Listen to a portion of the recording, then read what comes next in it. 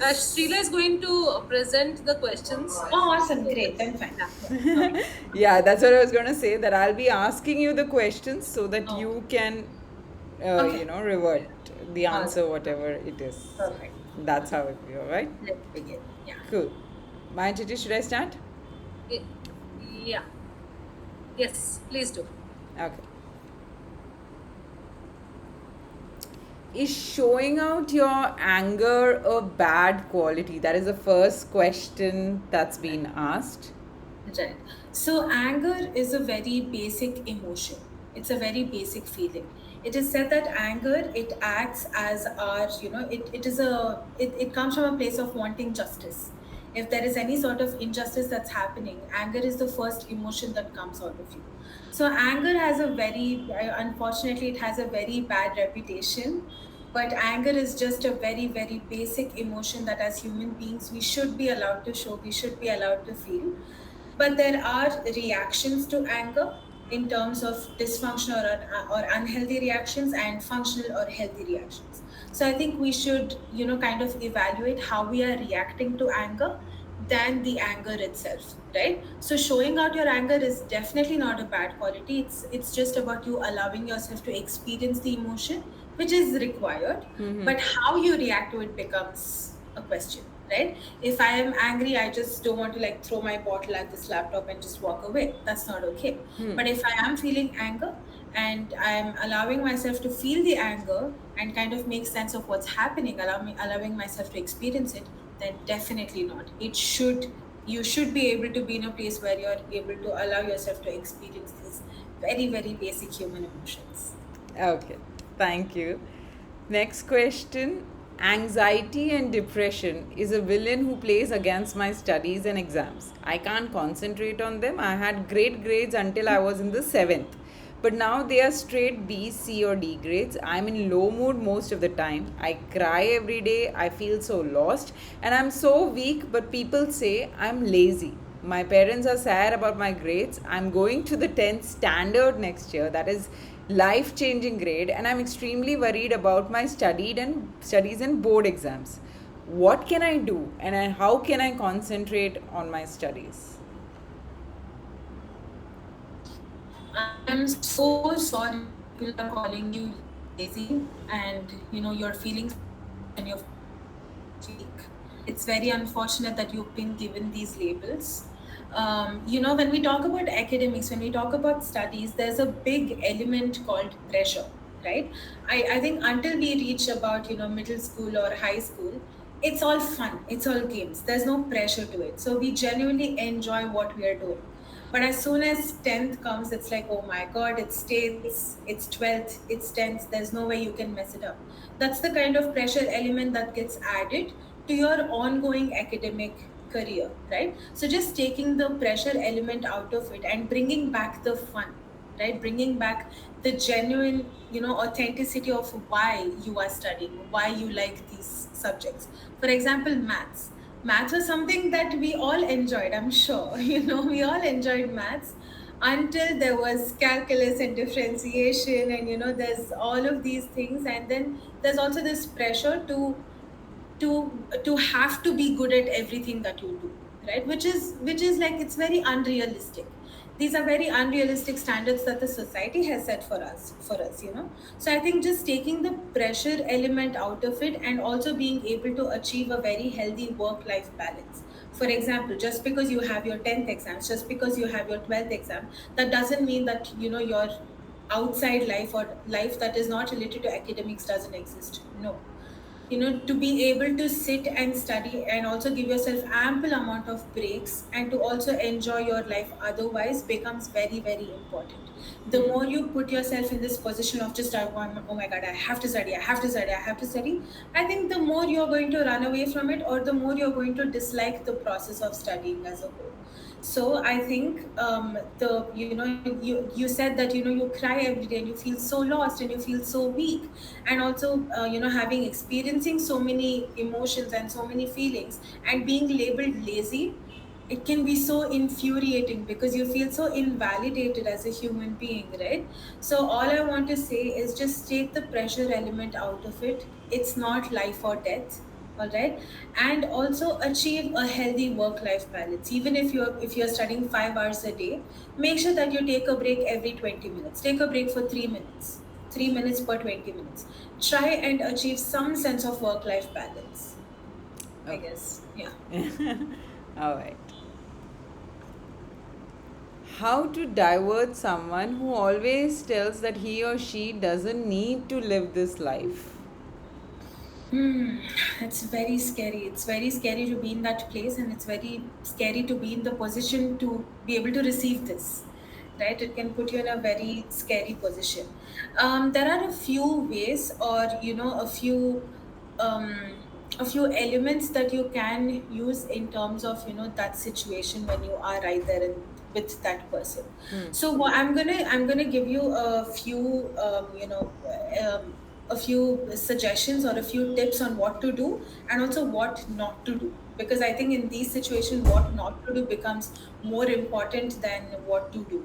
True. So I guess the first thing that you could do when you are in a situation is like this is just let them know that you are there for them and that they are not alone, right? Just letting them know that, hey, like, I'm somebody that you can rely on. It's fine. I'm here for you. You are not alone. And also being able to empathize with that person, right? So empathy comes from a place of, I don't know what you're going through. I definitely don't know what you're going through, but I can surely put myself in that position, right? So being aware that you don't know becomes an important factor here. So for example, saying, I can only imagine how hard this is for you, but no, but if you tell me how hard it is for you, then at least I can attempt to understand where you're coming from, right? So being offering that empathy becomes a very crucial element, a very key element for them to find that safe space in you, find that safe comfort in you, right? And then reassuring that this is something that is temporary and the intensity of the feeling can change with time. Okay. How they are feeling today need not be the way they feel for the rest of their lives, right?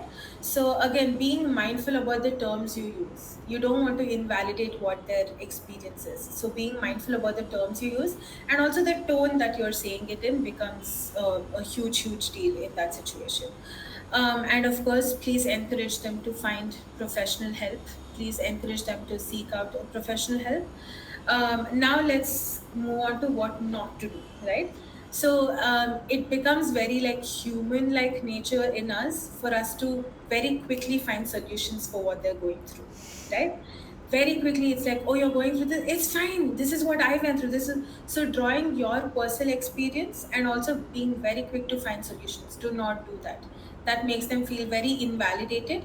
It makes them feel like, oh, so I'm the only one who couldn't think of solutions because it seems so easy to everybody else, so it should be just me then, right? So let's not do that. And let's not cheer up, let's not try to cheer them up. Let's not try to change the subject. Let's not try to distract them. If a person is saying that they're going through distress, don't book movie tickets and ask them to like just, let's go to the movie, let's watch the movie, it'll be fine. Don't do that, right? So don't cheer them up.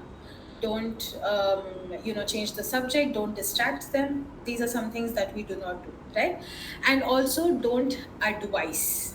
Don't give them advices. Don't tell them what to do, what not to do, right? And also don't dismiss their feelings. Whatever they are feeling, don't dismiss them. Don't say, "Arey, it's okay. This is nothing. You should see what my brother did. You should see what happened to my friend." Don't do that. These are places which, although the intention is to try and help them out, it comes off as very insensitive. Okay. So what you're saying is generally, yeah, we do like humans, you're right? We do tend to distract them. Ki, okay, fine, you're feeling low. Come, let's go for a walk. Or, so instead of that, just be a good listener and listen to what it is. Yeah. And if they require help, tell them, okay, why don't you, go and meet up with someone who'd be able to professionally help Yeah. you out Yeah. in solving Yeah. your Yeah. problems. Yeah. Okay, okay. Cool.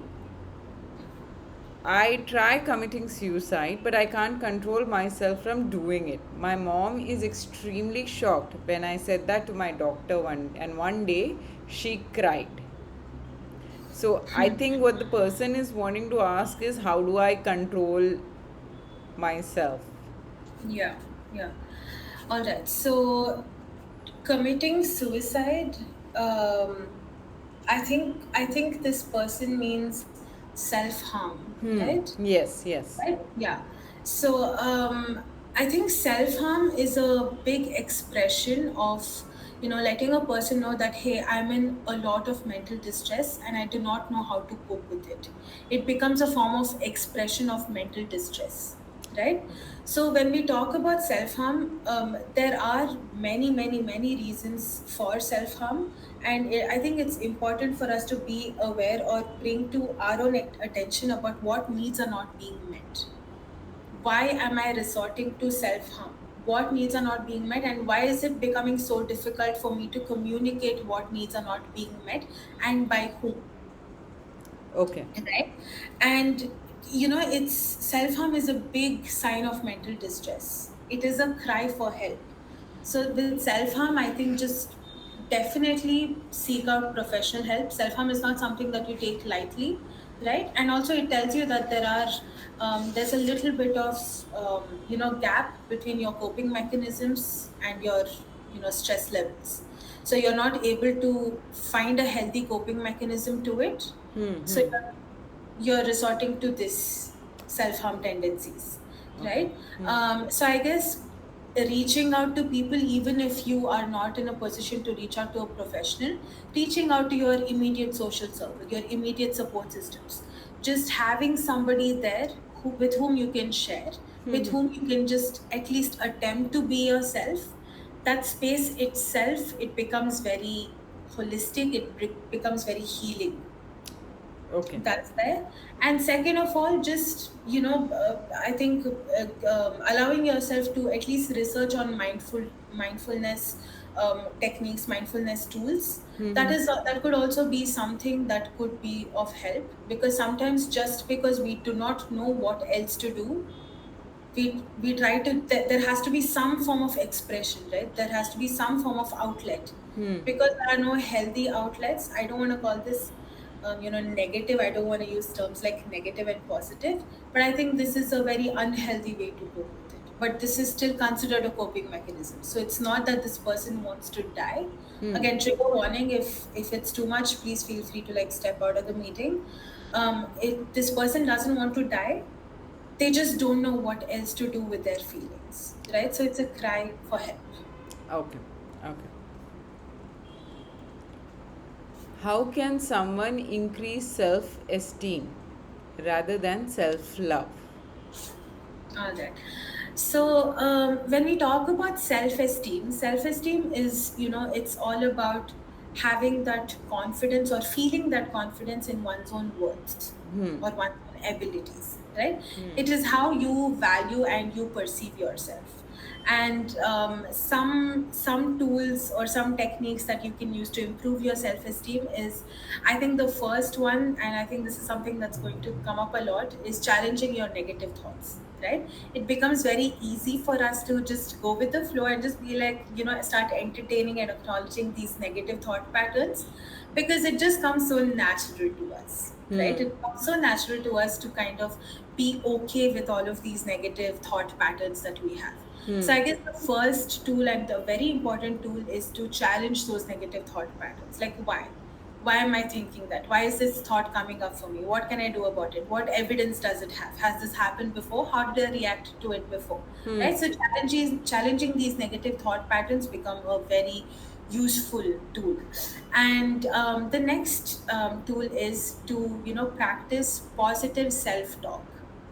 There's a lot of self-compassion that is used here, right? Positive self-talk is, okay, this is something that I'm feeling, this is something that I'm feeling threatened by, but also how can I make myself, how can I be kind to myself about it, how can I be non-judgmental to myself about it? So using positive self-talk, and practicing self-compassion, and also practicing healthy boundaries.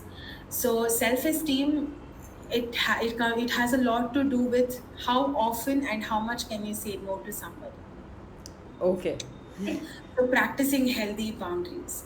Healthy boundaries come from, hey, I would love to be there for you, but right now I would like to be there for myself first. So no, sorry. But that doesn't mean that I'm not your friend anymore. That doesn't mean I don't care about you anymore. It just means that I am prioritizing my needs before your needs, which is something that has to be accepted because it's a very, very healthy thing to do. That does not make you selfish, right? So practicing healthy boundaries also, increases self-esteem, and celebrating small successes, setting little goals for yourself and celebrating successes every day, before going to bed, I say one thing that I felt was an achievement for me. And when I say it out loud, it doesn't seem like an achievement, but I still choose to celebrate it. I choose to celebrate the fact that I was able to wake up today, which doesn't seem like much, but hey, that's an accomplishment, Yeah, right? I true. celebrate coming to work today because not most days I feel like coming to work today. So that's an achievement that I'd like to celebrate. And also, I think the last thing and last of the least, right, thing is to be kind to yourself and having the ability to forgive yourself, not holding on to the grudges, not holding on to these little things, these little complaints that you have about yourself. So being kind and forgiving yourself. Okay, cool. Uh, how can someone overcome phobias if they have any? Okay. So phobias and fears, they come from a place of anxiety, right? So the first step would be to desensitize yourself from the fear, desensitize yourself from the phobia. That could be, just by sitting or allowing yourself to sit with that fear, to sit with that phobia for 2 to 3 minutes a day, all right, and rewarding yourself for it. So for example, let's say there's this one friend that I wanted to talk to since a very long time, all right, so I'm going to use that as a leverage to, allow myself to sit with my fear for 2 to 3 minutes a day. Let's say I have a fear of spiders, right? So I will start by desensitizing myself by maybe just looking for, objects that look like spiders, that are not spiders, but they just look like spiders, right? I sit with it for 2 to 3 minutes a day, and then I say, okay, let me look at just pictures of spiders, right? So once I do that, then as a reward, I'm going to reach out to that friend that I've been wanting to for such a long time. So just desensitizing yourself from your fear definitely helps you a lot. And also approaching and accepting support, right? Let your loved ones know that, hey, this is something that I'm struggling with, and accept the support. Tell them these are the ways that I would like you to help me when I am in distress. These are the ways that you could help me. These are the statements that you could tell me. These are the sentences that will help me kind of, ground myself or keep myself, in the present. And mindfulness tools and techniques, they go a long way. Guided meditation, there's one specific guided meditation. It's a seven step guided meditation, sorry, to embrace fears. It's a YouTube, maybe I can like give you the link, after the session. That's a wonderful mindfulness technique that you can use to overcome phobias. Yeah, I guess that's about it. Okay. I have OCD. It is so weird. I can't live with it, and I don't have any friends. Please help me. I don't have anybody to speak about my problems. I'm taking medications for it, but I'm so sleepy all day. I can't sit and listen to a lecture. I can't remember things. I want to change everything. What can I do? Please help. Ah, having OCD is so tough. It's so tough. And yeah, most of the, psychiatric medications, they have such, intense side effects that I completely understand what this person is saying. First of all, I think it is important that you start taking therapy parallelly so you can kind of manage your anxiety that comes with having OCD along with the medication. I think that is something that is going to expedite the process of, being able to manage your OCD a little more well and a little more healthily.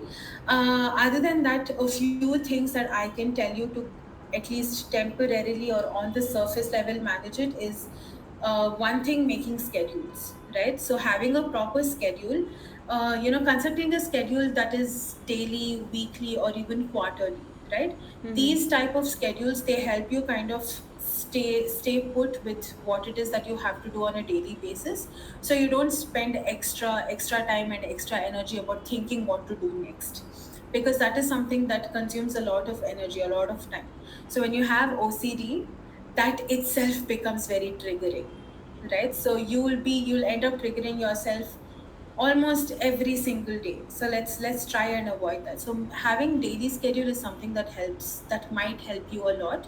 So just waking up every day and just listing out what are the tasks that you have to do for the day, and just giving them like a little flexible time frame about, okay, so from 1 to 3 I have to finish 3 chapters, something like that, right? Not being very rigid about it, but also giving yourself that time frame, that okay, this is something that I have to do next, right? That is something that can help you. And also sleep and exercise, getting 8 hours of sleep every night, and also exercising at least 20 minutes, for at least 20 minutes a day. This is going to help you, manage your biological excuse me, biological cycle very well. This is the consistency is something that is going to help you with your OCD a lot.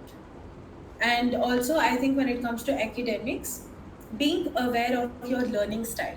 What is it that makes me feel more productive when it comes to academics? Do I like learning when it comes to, am I visual aid, is that something that can help me? Do I like looking at PPTs, pictures? Is that something that can help me learn? Or do I want to listen to somebody explain to me? If is that how I learn? Or do I want to explain to somebody, or explain certain topics, certain experiments, whatever? Is that how I want to study? Is that the best way for me to learn? So just being aware of your learning style is something that can help you a lot, because I think you end up struggling a lot about how do I study? This is something that I want to study, I don't know how to study. So being aware of your learning style is something that is going to benefit you a lot, right? But other than that, I guess relaxation techniques, and stress management techniques, like again grounding exercises, and guided meditation and all of that. And also, one thing that you cannot go wrong with is a CBT therapist. So find yourself a proper CBT therapist and you will be good. Okay. Does doing so much self love make us feel that we are prior and the rest of them are least for us? Okay. So when we talk about self love, right? Self love is all about accepting yourself fully, treating yourself with kindness, with respect, nurturing your growth, nurturing your well being, right? And having a positive regard about yourself to yourself. So when we talk about self love, there is absolutely no competition, right? We are not saying that I'm going to love myself better than you are going to love me. We are not saying that at all. What we're saying is we know what kind of treatment we are expecting, and we will not accept anything lesser than that. Because I know that this is how I want to be loved, because I love myself like that. I respect myself like that. So I'm not saying you love me exactly like this. All I'm saying is I will not accept anything lesser than this. So there's no competition when it comes to self love. Okay. Sorry. Please share some of the positive habits that can add value to one's life. This is a question that I liked so much, so much. So positive habits that can add value to one's lives. There are many, many, many, many, many, but I'm going to share a few that are very close to me. All right. Number one, I think this is something that any therapist is going to vouch for. Express gratitude. Expressing gratitude is the number one thing that you should be doing every day, regardless of how your day went, right? Expressing gratitude. I remember that, with my clients, this is one of the first activities that I give them. I ask them to start maintaining a gratitude journal, and I say minimum 3 gratitudes every day, and they say, Rashmi, 3 gratitudes? I don't think I have 3 gratitudes every day. So I give them this one case study, this one client that was diagnosed with depression, And then that client, she insisted on wanting to show me her gratitude journal. So I said, okay. So when I saw it, every day her gratitude, they were very, very similar. All right. And the first gratitude was always, I'm so grateful that I woke up today. Because that was something that she was struggling with for such a long time. She just couldn't get herself out of the bed for such a long time. Right. So that just, it kind of opened my eyes about how much we take for granted. Right. So many things that we do for ourselves. So, expressing gratitude is a great habit that you should be developing in your everyday life. And the second one is forgive yourself and forgive others, right? Forgive yourself first. I think that is something that we should work on a lot, because we tend to hold on to so many petty little things that we have done in the past, that it's just so unhealthy. Oh my God, it starts playing against us in so many levels. So forgive yourself and forgive others, and set regular goals. Set short-term goals, right? Set a goal for, set goals for probably this month. In the month of May, this is what I'd like to do. In the month of June, this is what I'd like to do. So goals need not always be very long term, like where do you see yourself in 5 years, or what would you want to have achieved in 5 years. Goals can also be short term based. So setting regular goals is also something that's going to constantly act as a motivator, which is going to help you be on the right track, be on the healthy track, be on the positive track. So I guess, setting regular goals, and exercising at least 5 times a week. That is something that is very, very important. Physical health and mental health, they have a huge connection in them. So it's very important for you to take care of your physical health as well. So that's one. And sleep well. This is something that we have to keep reiterating. Please sleep well. Get yourself good quality sleep for at least 7 to 8 hours every night, right? So there are many clients who tell me that they do achieve 8 hours of sleep, but they sleep 4 hours in the night and half an hour during their lunch break and 2 hours in the evening. No, that is not getting healthy sleep. No, you have to sleep at least 7 hours every night in one go, in one sitting. So sleep well and offer safe space for yourself and for others. We are very quick to be judgmental of ourselves, and we are very quick to judge others as well. So offering yourself a safe space, offering somebody else the safe space, that is also one habit that we should get on that bandwagon very, very soon. You know, this thing that you said about 7 hours of sleep, that is Uh-huh. so right, because people, I mean, many students, they come up to us and they say, oh, we do sleep at 3 o'clock in the morning and then end up, waking up at 10 o'clock. So we are getting enough sleep. But then we keep telling them that, listen, at night is the key word to it. It has to be night Yeah. outside in the country where you are, not night in some other country. Yeah. Oh So, my God, yeah. so that's something that, yeah, I'm glad you reiterated that amongst the positive habits. Yeah. Okay, at what point does possessiveness get toxic in a relationship? All right. Possessiveness in any form is not healthy, right? Possessiveness stems from, insecurity, from mistrust, control issues, etc.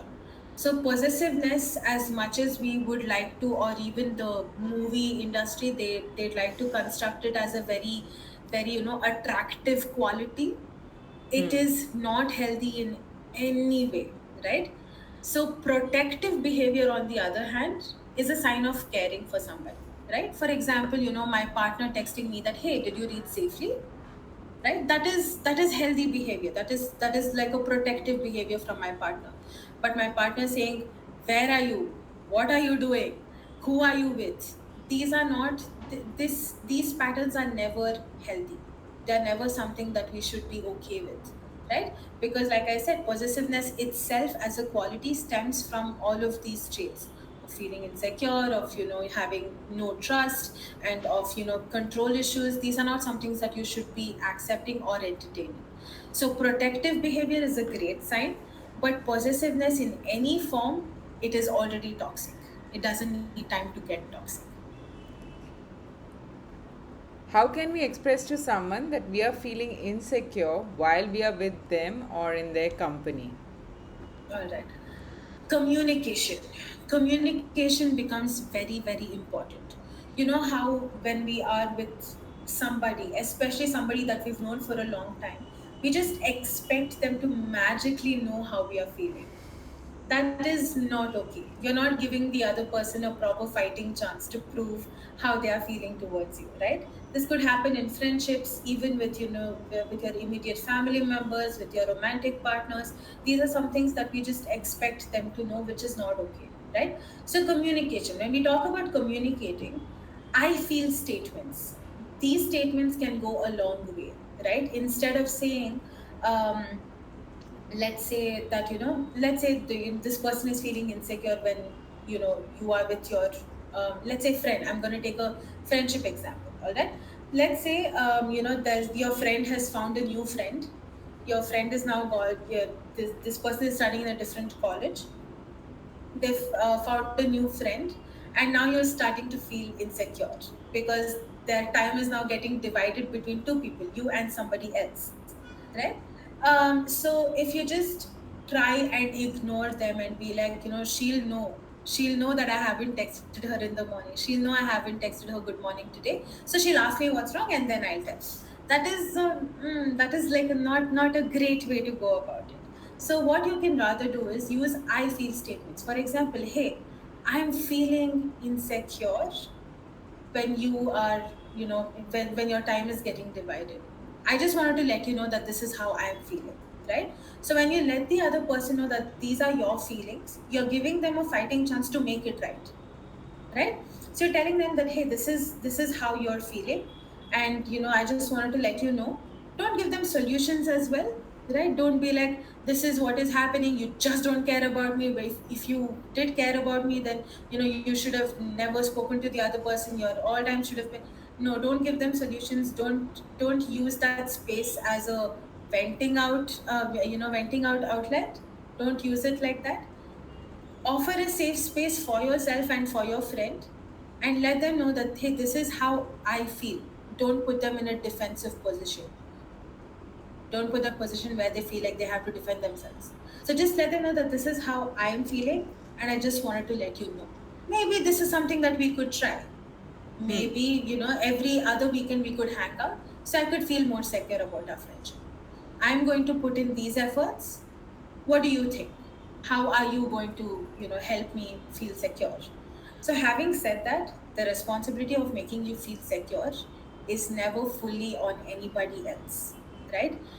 People can help you feel secure, but the responsibility is not on them. They shouldn't be given the accountability to make you feel secure, right? If I'm feeling insecure, that is also on my part. It's also my responsibility to figure out why I'm feeling so insecure, right? So accept the help, but don't make it their responsibility to make you feel secure. That's a very strong and a very important statement that you said, that you need to accept you're the one who is insecure, and it is not the responsibility of the other person, right, to kind of like pamper you or anything. That is not their responsibility. It is your feeling that you're feeling this way. So it's best that you just communicate and then see where it goes. Yeah, right. Absolutely. Yeah. I overthink a lot and I'm insecure about my looks and body. My favorite, body image issues. Right. So body image issues, the reason behind body image issues, they go so deep. This is something that I've noticed over the years, that body image issues, they are generational trauma. They are almost passed on through our parents, through our ancestors.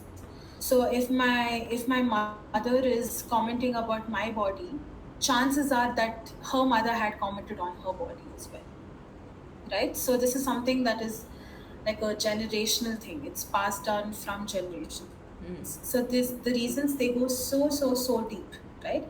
So a few tips again to kind of manage your body insecurity is, again, identify and challenge those negative thoughts. keep challenging those negative thoughts until you reach a saturation point. All right, because chances are that these negative thoughts, they emerge, or the root cause of these, or what could have triggered these thoughts, are always somebody else, somebody from an external resource, right? So keep going deep, keep challenging until you reach a saturation point. All right, and then recognize the underlying motivation for your criticism, right? Why? Who is making me feel that way? Why am I giving them so much power to make me feel that way? What is the reason? What is this constant motivator? How am I feeling so motivated? Like every day I wake up and I'm ready to hate on my body. What is making me do that? Because it's a very, very strong feeling. It's not something that you're doing out of your willingness. It's become a part of your lifestyle now. So try and recognize the underlying motivating factor behind your own criticism. And then one thing that helps you a lot is to kind of appreciate your body for what it can do. You're kind of taking out the physicality out of it. You're taking out the physical parts out of it. You're appreciating your body for what it can do, right? You're saying that my body is keeping me alive. It's digesting all the junk I'm eating. It's keeping me healthy. These are all the things that my body is doing, and it has nothing to do with my looks, right? So appreciating your body for what it can do, and also avoiding comparisons. Very, very, very important. As soon as as soon as you find yourself in a place where you're comparing your body to somebody else, call yourself out immediately. Do not engage with that thought, right? Because it doesn't even deserve the acknowledgement. Do not compare yourself with anybody else, because honestly you never know what the other person's body is going through. You're just assuming that everything is looking great. Chances are the other person is also feeling the same about your body, right? While you're like, damn, I wish I could have had his body, they're probably like, damn, I wish I could have had his body. So you never know. It's always best to refrain yourself from avoiding, right? And also like identify non-physical traits that you that you appreciate or you admire about your body, right? Just for me, I was doing this exercise about, to improve my body image, where I had to look at myself and compliment three parts of my body. And initially it was so hard, because it was so hard for me to look at myself through those lens, that my first, I still remember, the first thing I complimented ever in my body were my nails. I said, my nails look nice. And that was all I could get out of my mouth. But that itself became like a stepping stone for me, right? Because I started noticing little things about my body that I would never have noticed before. So just, making an attempt to identify some non-physical traits about your body that you admire. How do I get over my stage fright? How to get over your stage fright. All right, so I think this is something that, the phobia, right? Again, we go back to the fear factor, the phobia factor. So phobia factor, I think, again, I think this is something that we addressed. I don't know which question it was. I think it was the third or fourth question, where I spoke about desensitizing yourself, and um, approaching and accepting support and all of those things. This is something that you could do. All right, so refer to the previous answer. But also, give yourself the permission to feel. It's okay for you to feel frightened. It's okay for you to have this anxiety. It doesn't define who you are. If I have a stage fright, I won't be known as Lakshmi, the girl who has stage fright. There are many more qualities that define me and that make me who I am. So just externalizing the problem and not letting it define you, that itself is, I think, a very good way to start to look at it. I don't have any friends, so I am lonely. I don't know how to make a true friend whom I can share everything with trust. All right. um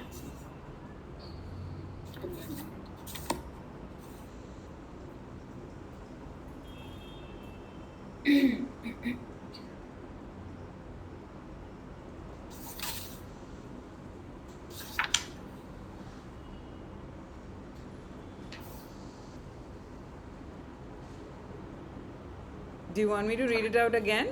No, that's fine. That's fine. Okay. So this person says, I don't have any friends. I'm so lonely. I don't know how to make a true friend whom Yeah. I can share everything with a trust. All Yes. right. So feeling lonely is something that's such a personal experience, because again, this tells you how your needs are not being met. And this, the reason why I said it's so personal is because these needs are not being met by you first, and that's why you're seeking out from somewhere else. You're using external factors to, validate your emotions and to fill that void. So making a true friend is something that has to do a lot with how you are with yourself, with your relationship with yourself. So, um, creating healthy boundaries for yourself first, because chances are, because you're feeling so lonely, the chances of you being settled or feeling settled with just another person is very, very high. So, a person can treat you very, very, very badly, and you'll still be okay with it. And we don't want to do that. We don't want that to happen. We want you to raise the standards for yourself by treating yourself right first, right? So, whenever we talk about not having friends, or, the inability to kind of go and approach a person, most of it has to do with the perception of what you have about yourself. If you perceive yourself as someone who doesn't have friends, who cannot make friends, these are some things that can come outwardly. It becomes very evident when you, even when you are in a, in a secure friendship. So I think the first thing for you to do is, figure out what needs are not being met, and why is it so important for you to have somebody. Because you said that, a true friend with whom you can share everything with trust, right? As much as it's a very important factor of a friendship, my question to you is, why aren't you able to give yourself that safe space where you are able to, like, process these things for yourself, right? So all in all, in conclusion, I think having a good relationship with yourself is the first step, and then you go out and look for friends. And friends are not something that are, like, age defined. You can get friends at any age. True. Tips to be okay with failures and how to rise up from that. Okay, so with failures, all right. So I'm not going to say like toxic positivity statements like failures are the stepping stones. It's okay. Failures are wonderful. No, failures are very, very, very difficult.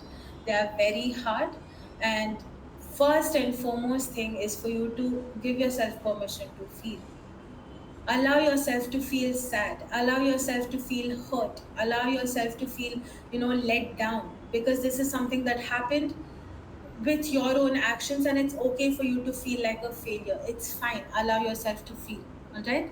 Second thing, while you are allowing yourself to feel, it becomes very easy for us to just go on the same, go with the flow and just start self-hating and like self-judging. Let's not do that. So it's very important for you to practice self-compassion as well. All right. So when I say self-compassion, acknowledge why this failure happened, why this did happen for you. But at the same time, know that not everything was under your control, and it's okay for you to fail, because like it's already happened. It's not a life defining moment.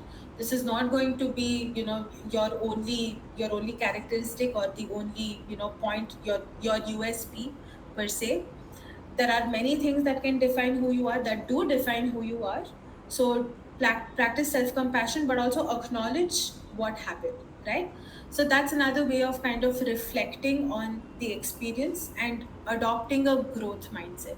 So this is something that happens at a little later stage, where you're ready to accept that, okay, this is something that has happened. So that gives you a space to kind of reflect on what happened, reflect on what the experience was, and what your takeaways from it were, what your learnings from that experience was, right? And it's very important for us to not make this a personal thing, right? Don't take failure very personally, because as much as the feelings attached to the failure is personal, the failure itself is not personal, right? There's always room to repair, there's always room to come out of it, there's always room for improvement.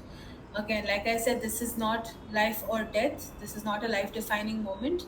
So externalize the problem, right? Do not internalize it. Yeah, I guess these are some tips, little few tips. I'm usually sleepy all the time, all day. I can't even move sometime. I can't do any work. I cannot concentrate in my studies. And nowadays I eat a lot and have started gaining weight. All right. I don't know if there is an underlying physical health condition behind this statement. I'm assuming that there are no physiological health conditions here. All right. If there are, I think it's very important that you go and just get your full body checked out, so we know that there are no underlying conditions that are making you feel this way. But if these are very psychological prone, then I think for these things, it's very important for me to answer this question. It becomes very difficult because I don't know what the history is. I don't know what your triggers are. I don't know what your recent experience has been for you to end up feeling this way. So definitely, if you do have a chance, if you do have the means, if you do have the resources, please reach out to a professional. But all I can say is that it sounds like there's a lack of motivation. There's a lack of coping skills also, in some sense, because you say that you're eating a lot, right? So emotional eating is a very big thing. Emotional eating also comes from a fact that because I don't know how to cope with what my feelings are, so I'm going to eat away my feelings, right? So it sounds like there's a lot of there are underdeveloped coping mechanisms right now here. So all I can tell you is kind of find a motivation for yourself. It could be anything, right? It could be anything depending on your likes and your dislikes. For example, for me, I like stationery a lot. So for my one motivator to sit and study is always like aesthetic stationery. Some give me one pink pencil or one purple pencil and I'm ready to sit and make notes. So I'm going to use, or I would use that as my motivator. So find something that you do find a little pleasing, that you can connect what your productivity with, and start from there. But I think it is important that you reach out to a professional just to kind of get the spot on treatment. Great. All right. Yes, in Voice Your Worries, generally because we send these queries and people ask them anonymously, we ourselves don't know what the history Correct. is.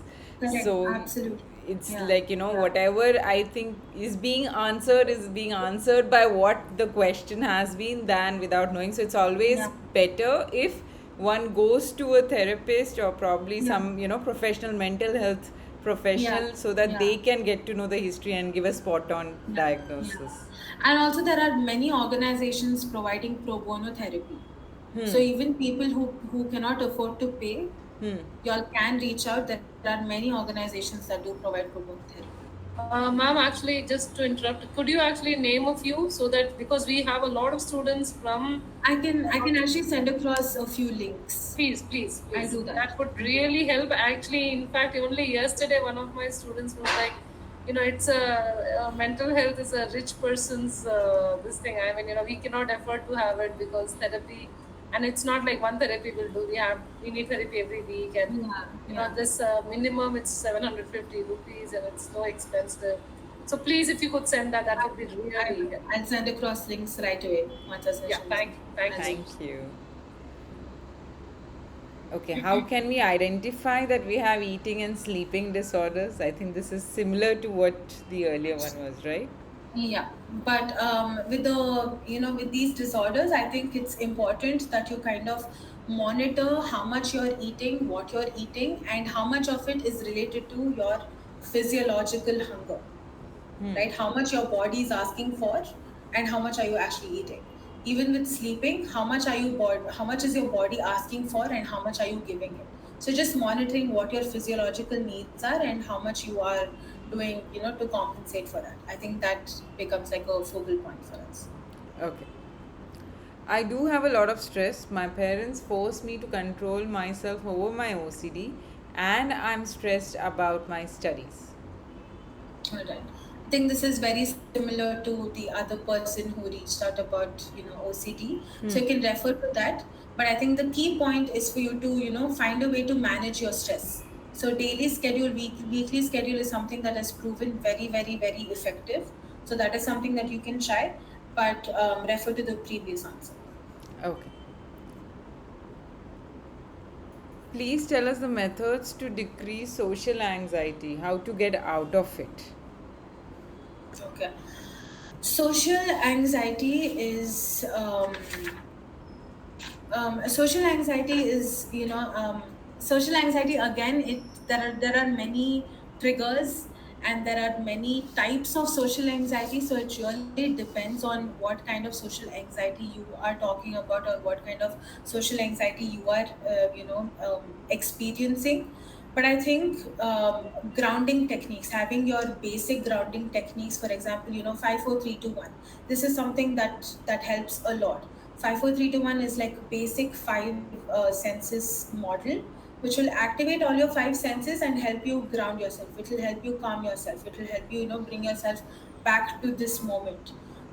This is something that you should be able to do right then and there.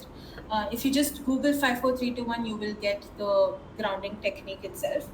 Um, but I think for now, social anxiety is like again a personal experience, and anxiety itself, I think, is the first question I think I answered about the anxiety. I don't remember, but Around, I think it was the first or the second question. Yes, you're yeah, right. yeah, I don't remember, but yeah.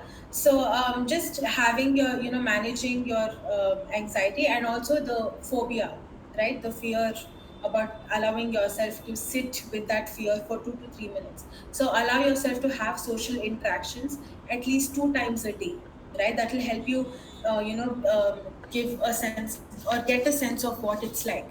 And also, one thing that helps a lot is to do role plays, right? For example, if I have a presentation that's due tomorrow, then doing a role play about, okay, what are the things that I'll say, what are the questions that I can expect. Just doing that role play, that itself is going to give you some sense of ease, some sense of ease. So maybe that is something that you could do. And social anxiety is also something that I want people to reach out for professional help, because that is something that can very beautifully be handled. It can be managed, right? So get professional help, and also like take small steps. You don't have to have social anxiety and just jump into it and like get 12 friends the next day. We don't have to do that. Take small steps, celebrate small steps, and know that it is always manageable. It's okay. You can do it. How do I know when is the right time to go for therapy? Is there a particular timeline? Therapy is always in green line. There's no right time to go for therapy. There's no timeline for it. But I do, speaking about therapy very critically, I think whenever you are experiencing an issue or a difficulty that you or your immediate support system is not able to help you with, I think that is like the right time for you to start therapy. And with therapy, it's very important for you to be consistent. I've had clients who have been my clients for over 2 years, but I have session with them only once in 2 months. And that happens because only when they're in need, they come to me, they reach out to me, and that is that. So that's why there's no end to it. It just keeps on going and going and going. So I think with therapy, it's number one, it's very important for you to find yourself a right therapist. So it's okay even if you change therapists time and again. I've changed 7 therapists myself. Finally, I found the one therapist. Right. So it's important for you to feel right with your therapist, and also it's important for you to be consistent with your therapy. So there's no right time, but critically analyzing, I think whenever you have issues that you are just not able to deal with, or even your immediate surrounding is not able to help you with, I think that's a great time for you to start therapy. Okay. When probably we are not able to function on normal day to day But as a routine. hindrance in your daily Day-to-day. daily routine. Yeah. Okay. How can I reduce my stress level in a day to day basis? Again, I think just basic stress management techniques, basic grounding techniques, these are some things that can help you manage your stress. And daily schedule, I cannot like stress this enough. Daily schedule is something that works wonderfully in all of these, stress related or anxiety related issues. Just knowing that these are the tasks to do and when to do it, that itself is going to reduce so much stress in your everyday life. So having grounding techniques, having solid grounding techniques, and having daily schedule, that is something that could work very well. Okay. My social media is limited enough, still I'm unable to concentrate. Me too. But I know my social media is not limited. All right, so try and find out what it is. What is it that's stopping you from concentrating? Why are you not able to concentrate? So just dissecting the concept or the element of concentration itself is going to give you a lot of answers.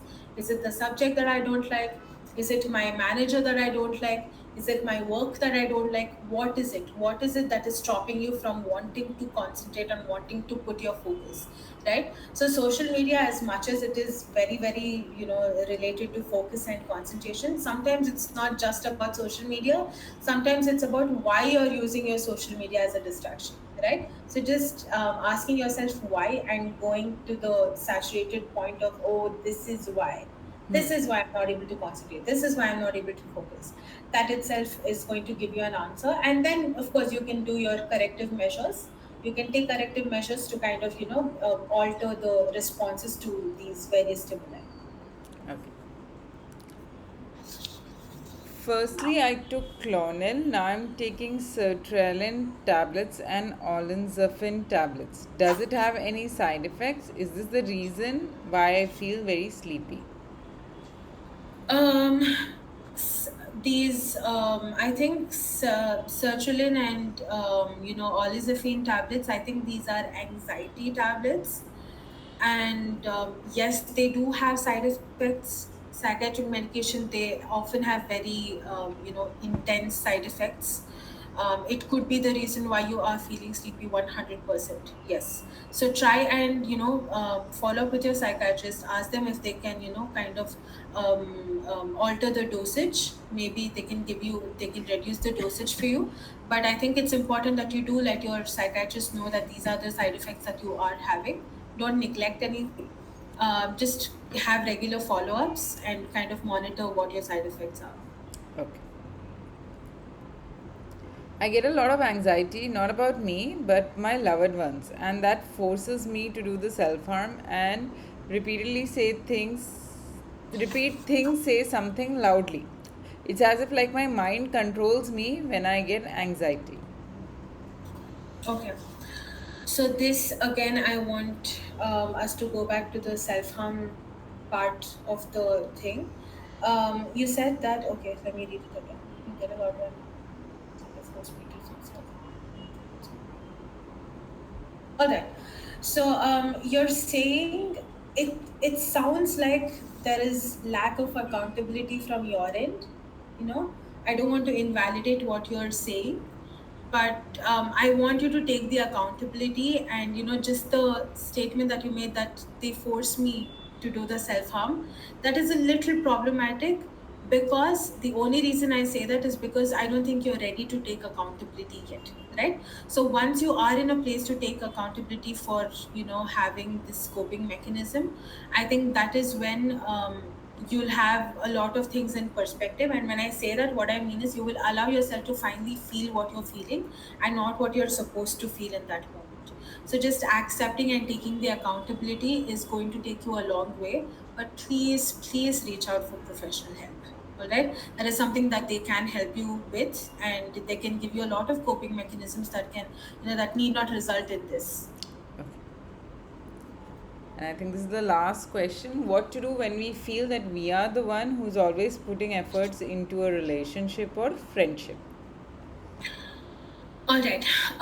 So this again, it talks a lot about boundaries, right? It's very important for you to use "I feel" statements and say that, hey, it seems like for me, I feel like I'm putting a lot of efforts and I feel like it's not being reciprocated. But that is how I'm feeling. Do you think there are any things that I have been missing? Do you think that you are doing some things that I haven't been noticing? How can I help? How can I help myself feel more, secure in this relationship, secure in this friendship? Help me how I can help myself, right? So just using I statements, and also putting boundaries. So establishing boundaries also become very important, because if you are feeling that you are always the one to put effort, that means your boundaries are constantly being breached. You're not receiving what you're giving out, which could be like it's not a great sign. But it is important that you bring it up, that you communicate this with your friend or your partner. You bring it up and you say that this is how I'm feeling. What do you think? Okay. Yes, I think that's all.